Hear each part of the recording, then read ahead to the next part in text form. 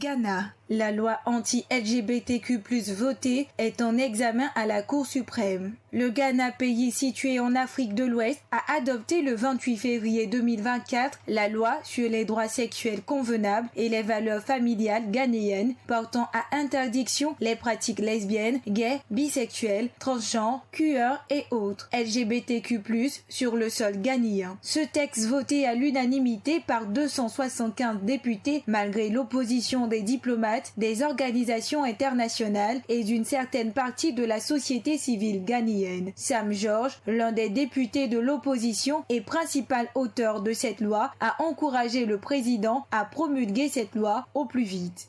Cela fait 3 ans que cette loi a été conçue.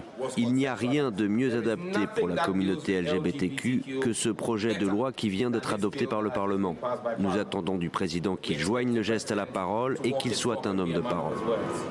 Le projet de loi était en cours de discussion au Parlement depuis déjà 3 ans et soutenu par une coalition de chrétiens, de musulmans et de chefs traditionnels. Son objectif clair est de défendre les valeurs familiales ghanéennes dans un pays très religieux avec 70 à 72% de chrétiens, quoique pays laïque. Mais plusieurs personnalités ont exhorté le président de la République à rejeter cette loi, notamment le ministre des Finances, Mohamed Amin Adam, qui a adressé au président une note soulignant le risque de répercussions économiques de ce texte, craignant les institutions financières si la volonté des députés devenait une loi. Quand on sait que le Ghana a récemment traversé une des pires crises financières de son histoire et que la Banque mondiale n'est pas pour la répression ou une loi contre les LGBTQ. Également, les États-Unis d'Amérique, le Royaume-Uni et les organisations de défense des droits de l'homme ont condamné le projet de loi. Les États-Unis indiquent que ce projet de loi aurait un effet dissuasif sur les investissements étrangers et pourrait perdre le financement de la Banque mondiale